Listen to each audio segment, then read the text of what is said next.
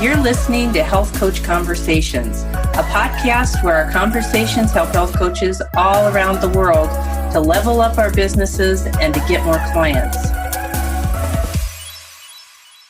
Hello and welcome. I am Kathy Sakura, founder of the Health Coach Group and host of Health Coach Conversations. I am interviewing Barry Krakow, MD, today.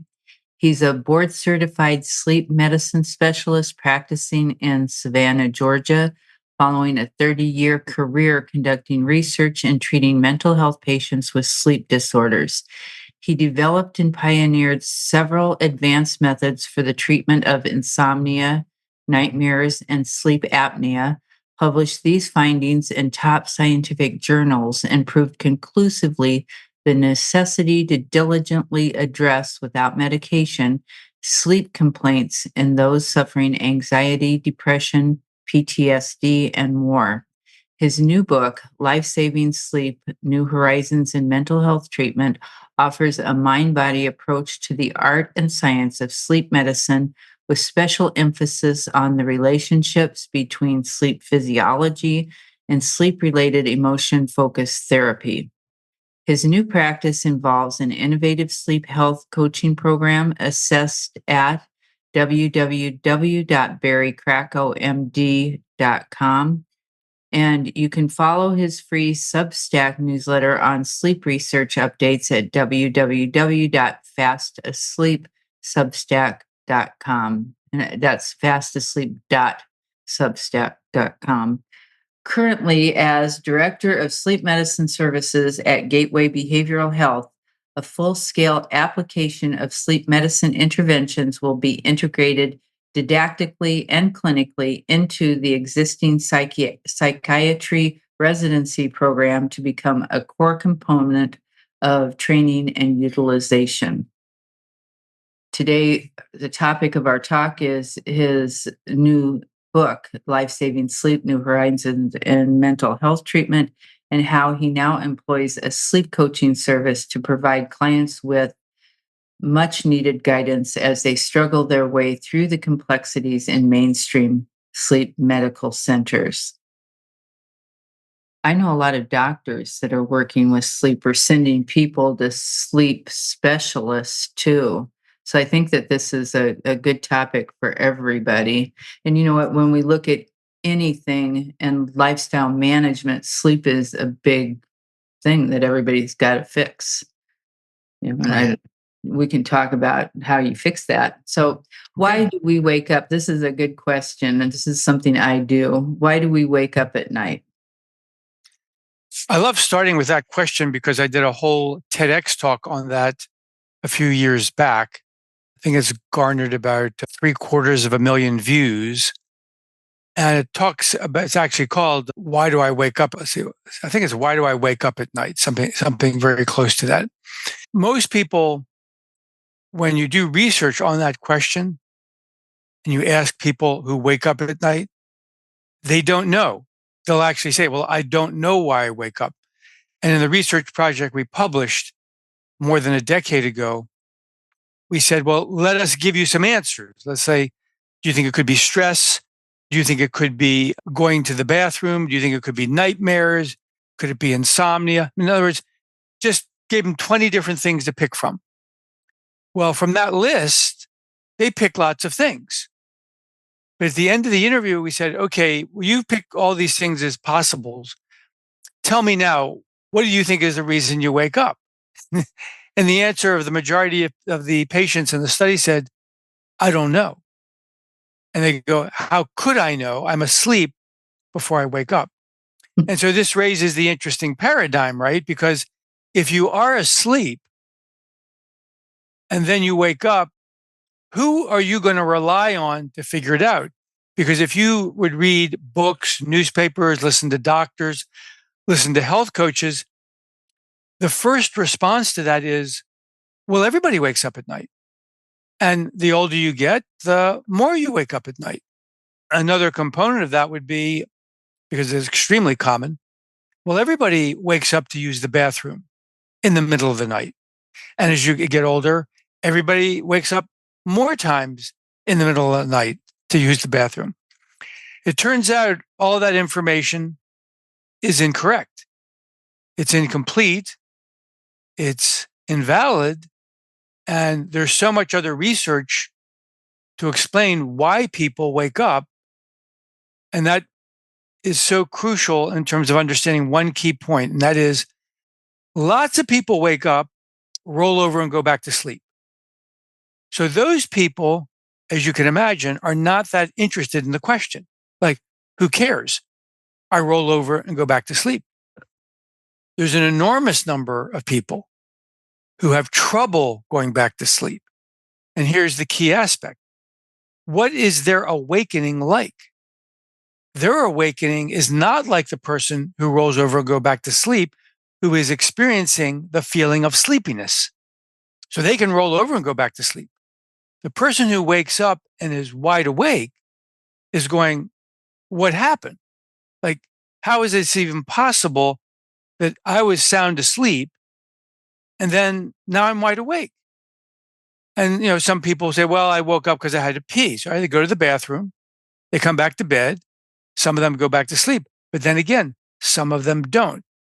And this is actually the single most common sleep complaint in the world, or at least Western civilization, where people wake up at night and can't get back to sleep. That's called middle of the night insomnia. And because it's so common, you would have thought that lots of great research would have been done by now to say, well, what's waking them up? And how can we treat it? And very little research has been done on that. Most people think it's psychological. You must have had a bad dream. You must be worrying about something. You must be stressed out. And of course, that is a sort of a logical answer for one reason. If you wake up and you're kind of wide awake, you will start worrying about something or thinking about something. And so then you might go, well, wait, if I'm thinking about what happened at work yesterday or what's going to happen at work tomorrow, maybe that's the thing that woke me up. Maybe I'm just carrying on the conversation that was in my head. So I used to think that. Everybody used to think that, and people still do think it because research does not disseminate rapidly. We did this study in 2012, and we took 20 individuals who had moderately severe insomnia, were waking up at night 25 times a night in a sleep laboratory. They had no idea why they were waking up. We specifically chose people who should not have a physical reason for waking up. For example, they weren't sleepy during the day. They didn't have snoring or breathing problems. They were not overweight. And in 90% of their awakenings, we proved there was a sleep breathing event just prior to the awakening. And now, if you think about it, makes crystal clear sense in terms of what we call in medicine and research parsimony. One thing explains many. Of course, you're wide awake after a breathing event, because what is a breathing event? It's a primal attack on your life. It's a mini suffocation event. Therefore, your heart's going to pump harder, your blood pressure is going to go up, your heart rate's going to go up, your mind is going to race. But you never knew any of this because you were asleep before it happened. And then when it happens, you wake up and you go, oh, why am I waking up? And we showed in that study and then in a later study that literally an enormous percentage of insomniacs have this sleep breathing problem. Do sleeping pills help them sleep through the breathing event? Great question. So sleeping pills, by and large, don't work or don't work regularly for long term for most people. Most people who try sleeping pills don't like them. Most people who use them say, well, it didn't really work that well. There is a cohort, a group of people who use them regularly because that's all they hear from their doctors. somebody says the word insomnia or I can't sleep, they pull out the prescription pad, they just get it. Or people just go to the drugstore, try over-the-counter remedies. But your question gets to the heart of the matter. What is the reason a sleeping pill could work? And the answer is exactly part of what you're getting at. I have a colleague at Stanford who told me that for very subtle breathing event patients, in the field, we call this UARS, it stands for upper airway resistance syndrome. And I should say that I delve into all of this in my new book, Life-Saving Sleep, that when a person takes the drug Ambien, as an example, it changes the arousal threshold. So that means the person could still have the breathing event because the Ambien is suppressing that activity. Some of those people who have that experience will say that Ambien is helping them sleep better. So that's glorious for those individuals. Unfortunately, it's not most people. Most people's sleep breathing problems in insomnia are more severe or moderately severe, such that the sleeping pill often doesn't work. And this is why it's so incredibly common to hear about insomnia patients, like friends, colleagues, who go, well, I was on that drug and it was working for a while, but then it stopped working. And so they put me on another drug. And then they repeat that cycle for years of trying different drugs that come out. And some of them are, yes, increasingly better pharmacologically, but none of them treat this underlying problem of sleep disordered breathing. So, what is the correct way to treat insomnia, and why do so many doctors or therapists not know this information? Well, the field of sleep medicine is relatively new, and it's also a kind of orphan field because there's so many aspects of sleep that just don't resonate in healthcare. Society in general discounts sleep. People make jokes about, people who are slothful or lazy. They just want to nap. What's wrong with these people? So the field of sleep disorders medicine has not done a good job of broadcasting the fact of how tightly linked physical and mental health is to our sleep. So that's problem number one. Like if you don't have the society and the whole and the healthcare professions involved, you're never going to get the message across. I can write a book, and the book can be packed with lots and lots of information. But if people don't read it, people don't hear about it, the way things change in life, there's a very slow trajectory. And that's what's going on with sleep. Regarding what people could learn in my book and my website, and there's other researchers out doing some similar stuff, is to recognize that everybody with insomnia, literally anybody with chronic insomnia, particularly anybody with chronic insomnia who has failed the medication, that person has an 80-90% chance of having a sleep breathing problem. That means the doctors talking to them should say, well, your problem is psychological and it's physiological, and we're going to treat both. So that's the heart of the matter when it comes to this issue. And you don't see that because you see the psychologist and the behavioral sleep specialist saying, well, we have something called cognitive behavioral therapy for insomnia. We have sleep hygiene. And, we're going to talk to you over here. And then over here, you've got a few sleep doctors, or maybe more than a few now, who recognize that, well, wait, I've got to treat the sleep apnea in my insomnia patient to make their insomnia better. But are these two groups talking to each other? No. And that's why, the program that I'm doing right now in Savannah, Georgia, I'm installing a sleep medicine curriculum into the psychiatry residency training program. And so in that program, the psychiatry residents, before they pull out the prescription pad, are now understanding that many of their patients have to get a sleep study before they even address the sleep problems. So it's a complex, set of treatment modalities that have to be organized at this point in time. God willing, things become more integrated because more mental health professionals, more health coaches need to pick up on this and realize how much this physical component has to be treated along with the psychological. Join a community of dedicated health professionals at the Health Coach Group. Share knowledge, gain support, and grow your practice with like-minded individuals. Become a part of our community at thehealthcoachgroup.com. Why do you say that post-traumatic stress disorder can be renamed post-traumatic sleep disorders?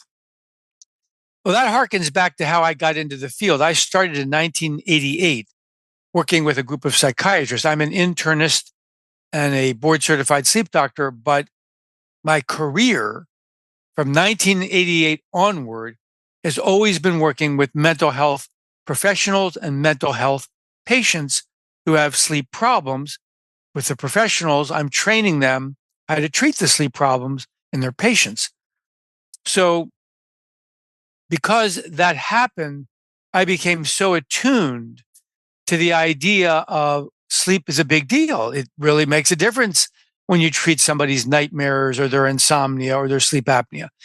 And so over the years during the 1990s, what we discovered was, because we did all this work on chronic nightmare patients, it got published in JAMA. It was such a big study showing that if you treat nightmares, you actually make PTSD get better without any drugs. But these same patients we discovered had so much more complexity to what was going on. We were shocked. We thought they had nightmares, but well, it turns out they have nightmares and insomnia.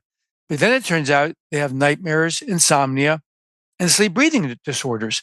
Then it turned out they have nightmares, insomnia, sleep breathing disorders, and sleep movement disorders called parasomnias or restless legs and leg movements. And I haven't finished. I mean, it just goes on. So PTSD patients are a perfect living, breathing example of this complexity. And again, going back to this concept of chronicity and, throwing drugs at things, there are so many stories out there about people who had PTSD, horrible PTSD, engaged in self-harm activities, suicidal behavior and ideation, and sadly completed suicide. And if you look at these stories, you can find them all over the media to this day. All they talk about is, and the doctor gave him a higher dose of Seroquel, and the doctor gave him more sleeping pills. Nowhere in this story, nowhere about somebody who had a completed suicide the media has reported on, have they mentioned that that patient was evaluated by whom? A sleep doctor, and went to a sleep center and got sleep testing. Nowhere. I've never seen a media story like this. And these people continue to commit suicide. And so in the PTSD literature, more and more doctors and more researchers are demonstrating that sleep apnea is very common. Many don't agree with me when I say the rate has got to be close to 80 to 90%. But so what? You've got research PTSD doctors saying, well, I think it's 60%. Oh, 60%. That's every other person or more has this problem with PTSD. So post-traumatic sleep disorders actually defines to some extent what goes on in the intractable cases, because the people who are not doing well with their PTSD almost always have intractable sleep problems that nobody is really dealing with in a full, comprehensive way. And it's very, very disturbing because there is so much mileage to be gained by saying, no, we're going to treat their nightmares. We're going to treat their insomnia. We're going to treat their sleep apnea. And everything I just said is without drugs and is not being done. That's kind of sad. Well, that's why I wrote Very this book. sad. And that's why it is a lifesaver, because people who read this or get their friends, family members, or other mental health professional workers to understand this complexity, they'll realize, yes, it's sad for the past, But it but doesn't have to be. Yeah, but aspirationally thinking, I mean, there is so much potential to help people by getting them involved in very good sleep medicine treatments. Why is sleep quality more important than quantity? And I mean, how does that balance out? I love that question because it again targets what the media's problem is and trying to explain stuff to people because they take research studies, then they try to dumb it down. And because the media is not very curious anymore, doesn't you don't really see you have to search for investigative journalists Mhm. who really dig into things. You have to watch podcasts if you're going to get actual information that's usable, accurate, clear, complete. And so because that's not what's happening, we have to figure out what it is that's actually going to get people connected. Ask your question again because I think I want to make sure I'm addressing it. You're talking about quality and quantity, and I'm trying to get across that so much in the media keeps driving home this idea that it's all about the 8 hours. Right. And that So, number is already false because we know the answer is really 6 to 9 hours or 7 to 9 hours. And it's so individually dependent. But that's not even the big issue. The biggest issue, as you asked in your question, is sleep quality. Because when you have a sleep breathing problem as the best example, not the only example, but the best example, you're destroying the individual sleep quality. That's what it means to wake up, during the night. You're destroying somebody's quality. So that drives the sleep complaints of most people, even if they want to talk about the number of hours. what do you think about the sleep trackers? Do you recommend those to be able to tell the quantity and the quality? I know that they rate your sleep for you. Right. I recommend them highly, but probably for different reasons than the people who would get them would understand. Most people will get it because they're going to say, well, number one, I want to see how many hours I am sleeping. I want to see that. And then number two, they're willing to look at what the algorithm says about their sleep. It's going to say something like, oh, well, you're getting 20% of delta, so you're good. Or you're getting 20% of REM, so you're good. These trackers have information that's not perfectly accurate. In some cases, it's wrong, but in some cases, it's somewhat accurate. Mhm. So let me tell you a funny story because this gives the example of how I would want people to use these trackers. I met an individual who had one of these watches, and he said to me, so it's showing me that I have this amount of light sleep and this amount of deep sleep and this amount of REM. And it says that my numbers are abnormal, that I'm having too much light sleep. And after giving him a little discussion about, well, what causes light sleep? And of course, asking specific questions about his health, it was apparent to me that he could have had a sleep breathing issue. So I said to him, why don't you go out and purchase some nasal strips? Because there's many different brands out there, and we've done research on this idea. I said, put on a nasal strip every night and watch what happens with your tracker. And so he came back very soon thereafter and said, this is really weird. Like on that nasal strip, not only am I breathing better, but I'm sleeping better. And you know what? My tracker showed that. I have less light sleep now when I use the nasal strip. And so this was a discussion that eventually led this individual to realize that he had a sleep breathing disorder. And now he currently uses a nasal strip and what? A PAP machine. So he went through all this process. And this brings me to a very, I think, interesting idea in terms of treatment management. This area is incredibly complex, as I said at the outset, but there are some simple things you can do for individuals to jumpstart the process, like I did with this individual who used the nasal strip. And see, when you do that, now you give control back to the individual instead of them relying on the sleep doctor so much, which they will have to rely on later on.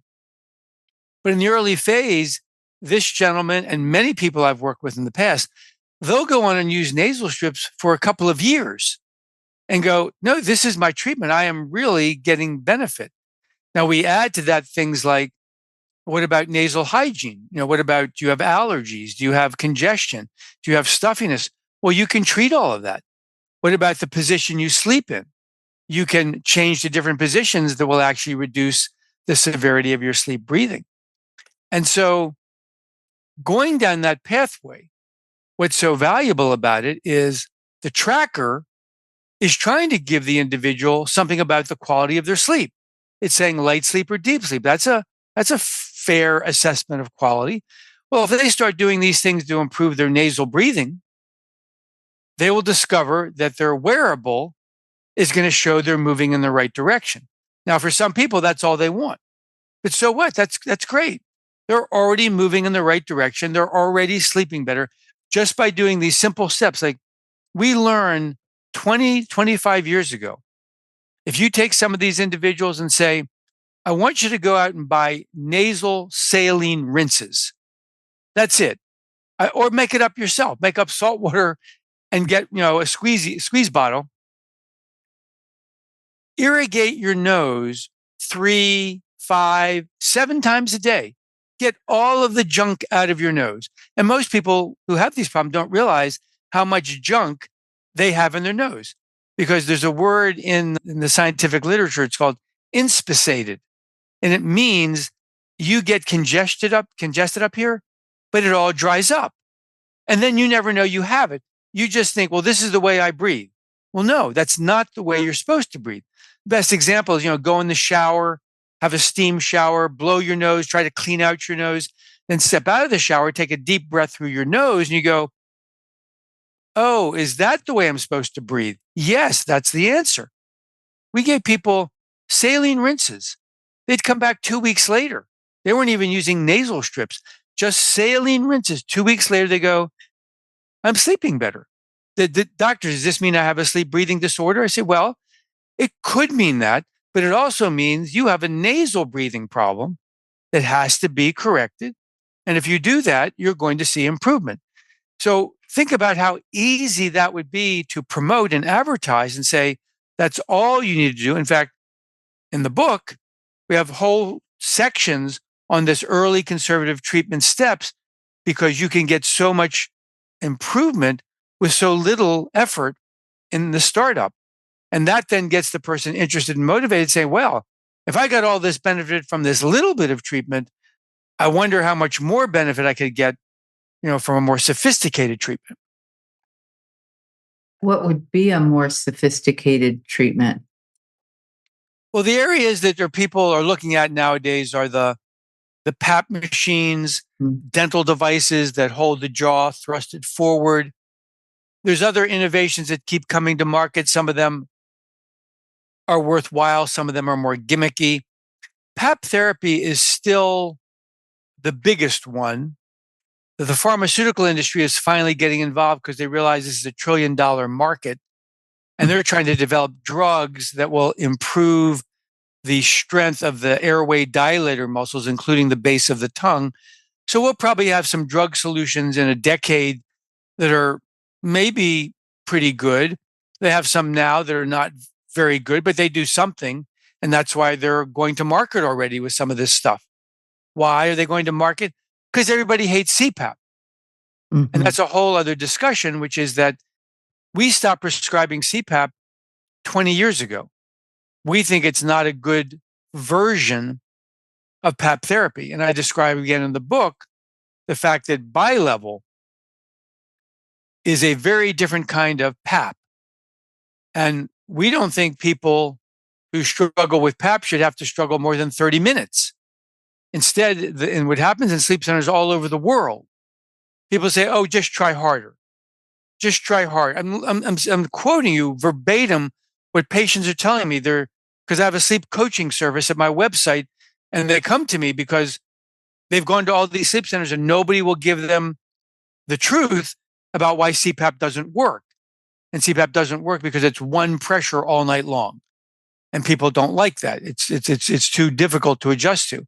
So we switched to bilevel devices in 2005.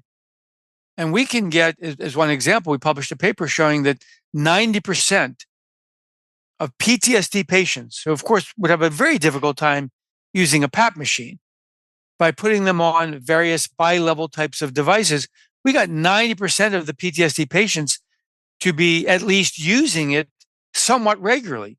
60% of them were using it very regularly, and another 30% were using it, partially and gaining, some benefits. That's a very big deal. And you would think, why wouldn't that information be out there? Instead, most PTSD patients are told they must start with CPAP. Well, here's the problem. You start with a device that causes you panic attacks, claustrophobia, feels traumatizing. You rip it off in the middle of the night. How likely are you going to go back to that doctor and say, you know what, that didn't work. Can you give me something else? No, that patient's going to be pissed off and angry that they were put through this nonsense, this torture, because they didn't have to. If somebody would have just said, well, let's talk about the concept of PAP adaptation and desensitization. How can we help you get on this and use it regularly?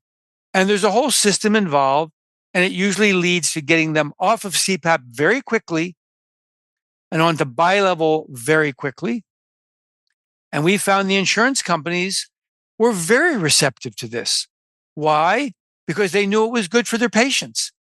Yes, it's a little bit more costly, but they understood that we explained the patient is failing CPAP. They're not going to be able to use it. Can't we get them on something? And they said, sure, let's go down that pathway. So I marvel at these sleep doctors all over the world that say, well, insurance won't cover it or insurance rejects it. I have no idea what they're talking about. We talked to all of the medical directors of the insurance companies, even Medicare. We explained what we were doing. We said, these people are not getting a good response to CPAP.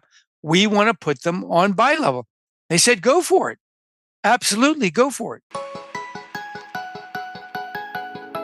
Turn your expertise into a thriving practice with the Health Coach Group. We provide the support and resources you need to succeed. Your passion, our expertise. Together, we can make a difference. Visit thehealthcoachgroup.com today. What is the breakthrough nightmare treatment that you discovered? Well, it's actually twofold. Number one, research now has 9 different studies published. They're not the best studies, but they're, good studies with, by now, several hundred people have been examined where their nightmares decreased when their sleep apnea was treated. So that itself is going to become a treatment for nightmares. What we developed back in the 1980s and 90s is much simpler. It's a psychological technique. It's called imagery rehearsal therapy. And what it means is that the human mind has nightmares, obviously, because the person has had something prior to trigger the nightmare, whether it's trauma, whether it's stress, whether it's a divorce, whether it's a conflict, whatever mental psychological struggle, nobody would be surprised that you develop bad dreams about such experiences. Some people have a propensity for this to become chronic. And in PTSD patients, it becomes very chronic, especially if you have what's called interpersonal trauma. For example, sexual assault or combat. Those kinds of traumatic experiences lead to PTSD with nightmares in 80 to 90% of the cases. Interesting, fact, PTSD from a car accident, for whatever reasons, the number with nightmares may be far less. And I don't think anybody knows the reason for that. That's just data that was published. Anyway, what we learned is that nightmares over time function like a learned behavior. They function like their own independent learned sleep disorder or learned mental disorder, where the brain has just picked up this habit, which sounds really strange because we're not trying to dismiss the trauma. We're not trying to dismiss the nightmares, but the brain works this way. So if you take your bad dreams and you rescript them and you say, well, I want to dream something different. That was my nightmare. I'm going to turn it into something different. Now I'm going to practice that during the daytime. That actually decreases nightmares at night. And it decreases it big time. And it's so big that it actually decreases PTSD severity.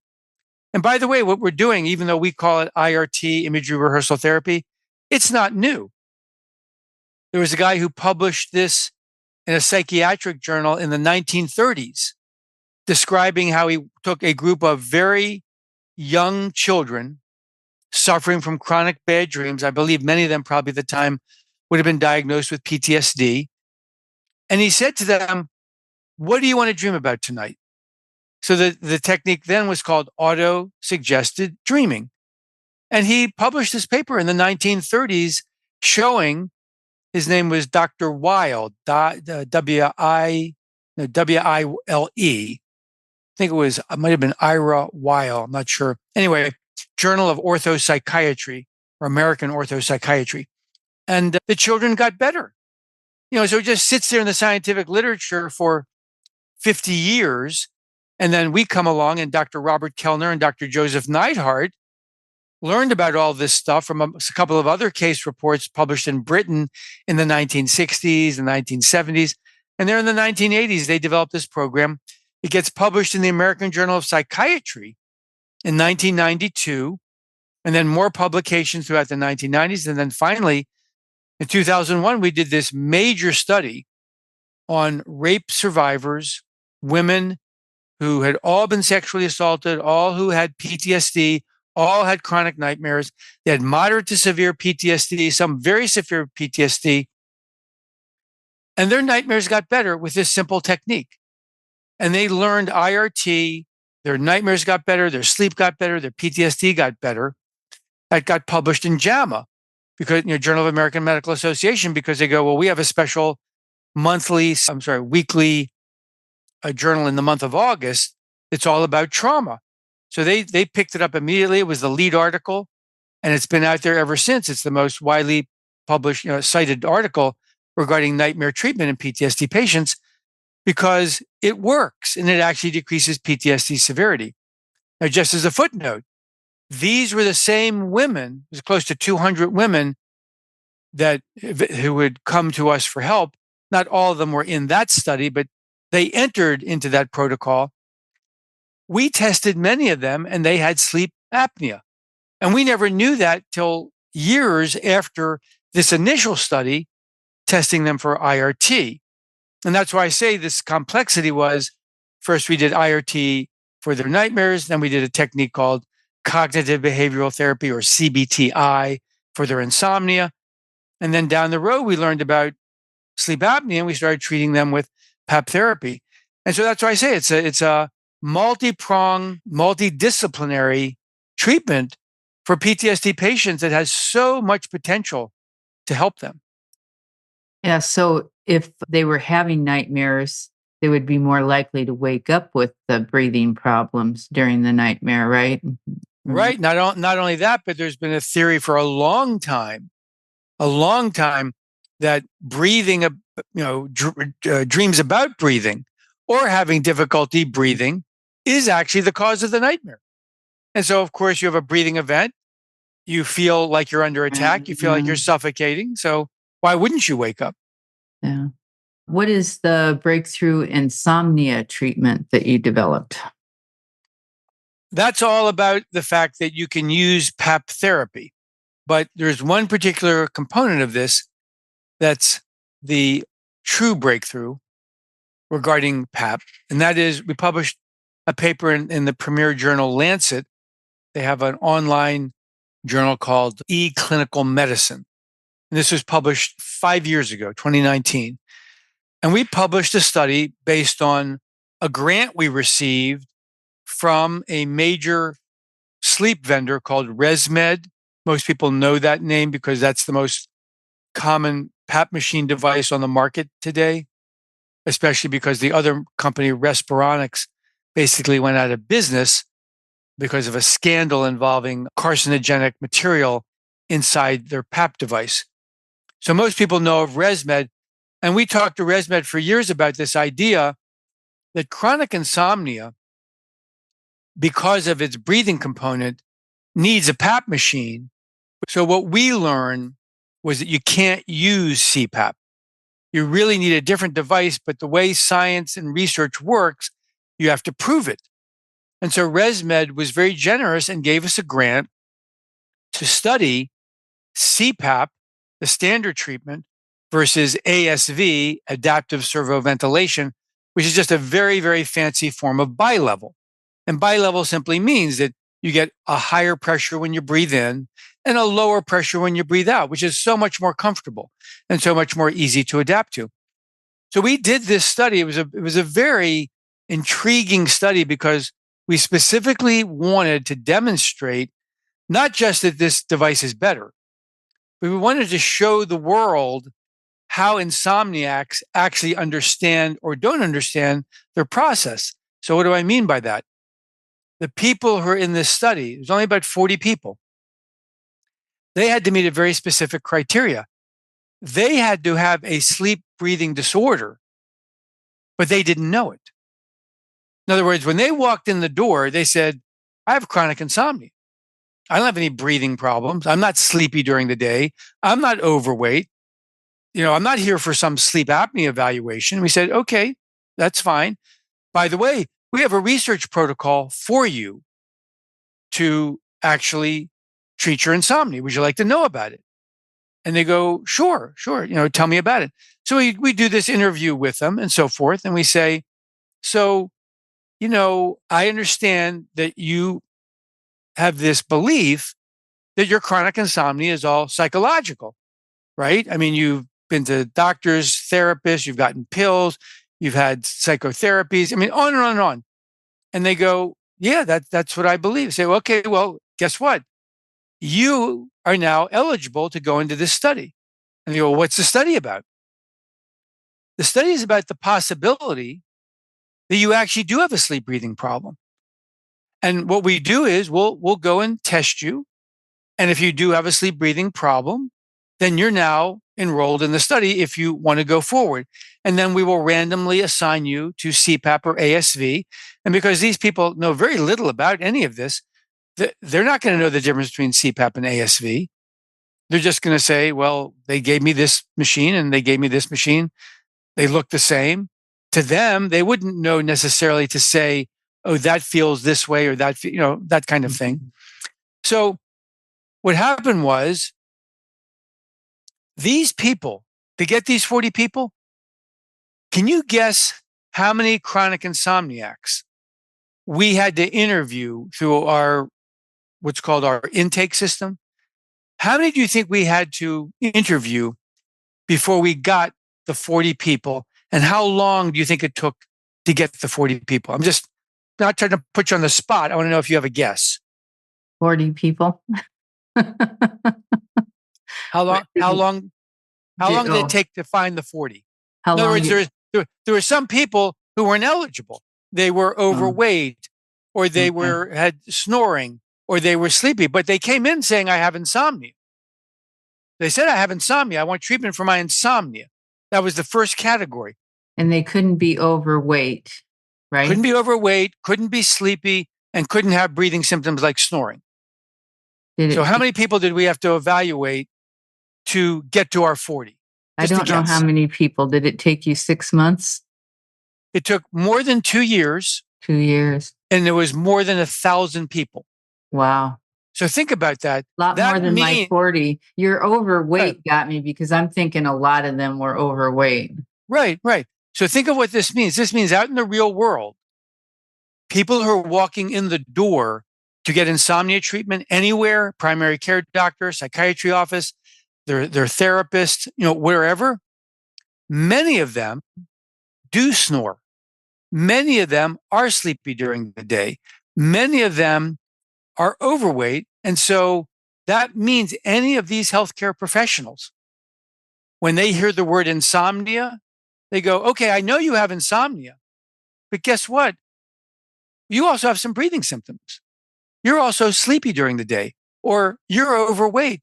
You may have something else going on here.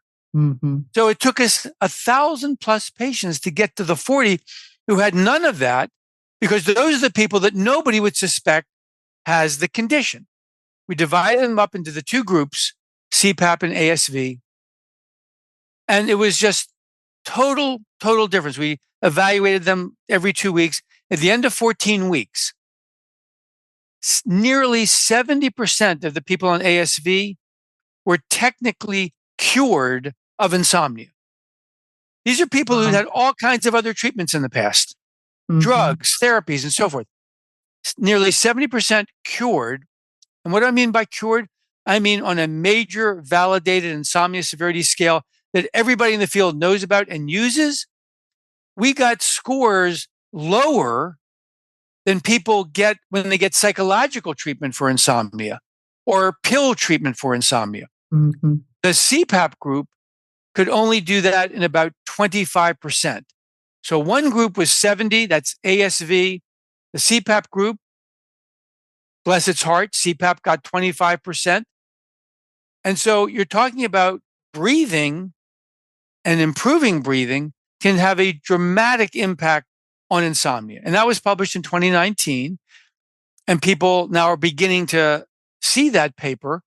It is obviously why I wrote this book afterwards, because I wanted people to know how important it was to look at sleep breathing and look at this advanced PAP machine for the treatment of insomnia. Now, we have run out of time, but I want to talk about one more thing, and that's people who have trouble falling asleep. Great. So the trouble falling asleep issue is clearly something that looks more psychological. And in many cases, especially in younger people, it is more psychological. And that requires special kinds of treatments that are called CBTI, cognitive behavioral therapy for insomnia, but also the IRT treatment I described to you, that can work for them. There's also something called sleep-related emotion-focused therapy. Again, I've written about it in the book. It's needed for some very difficult, complex patients with difficulty falling asleep. However, won't surprise you for me to tell you, many people, we actually published a paper on this, where we took out people who said, I have a problem falling asleep at bedtime. And we looked at their data and published a paper showing that just by putting them on a PAP machine, many, not all, but many of those patients had statistically significant, meaningful changes in the time it took to fall asleep. Why? Because they actually were having breathing problems as they went to sleep and didn't realize it. And it was waking them up. And that is not uncommon for somebody's breathing to actually sort of taper off, become shallow, and then it wakes you up as you're trying to fall asleep. And you don't know it. You just think, oh, well, I'm still awake. I'm still awake. You didn't know you went through that cycle. So both the psychological and the physiological, again, are essential for people with the what we call sleep onset insomnia. Okay. And one more question for the coaches out there who want to help. They're not really, it's not really within their scope of practice to work with them on a lot of the things that you've talked about, but some of the things maybe that they could work on is maybe weight loss and breathing exercises and food and things like that, right? What would you recommend? That's always an approach, but I would actually, what's the word? Upgrade, upteach. There's that phrase that, no, these individuals can read this book and learn so much they can apply many of the educational components of what we've talked about. And so on my website, barrykrakomd.com, I do sleep coaching for individuals. But the way this is growing, I'm probably going to be doing seminars, training coaches of all types, giving them a program to say, here's how you can actually introduce your own sleep coaching, because this sleep thing is so big. You can't just rely on the sleep centers, the sleep doctors. There's a component called behavioral sleep medicine. It has its own specialists. They're very good. They're very competent, but they could never manage the whole populace that's suffering from this problem. Health coaches of any type can learn stuff from my book and from the seminars I'm probably going to be having to give. And once they learn this, they're going to recognize there is so much more they can apply to their clients without having them to go, just like that to the sleep center. They're going to need sleep testing and all that at some point. But no, your health coaching audience, they can learn so much that they could do and actually make their patients feel and sleep better long before they even get to a sleep center. Thank you so much for being here today. We're going to have all the information on how to reach you underneath the podcast on our website. So we'll have your www.lifesavingsleep.com there. Great. And then my website for this coaching and other videos. By the way, there's a free video on nasal hygiene on my website, www.barrycrakowmd.com.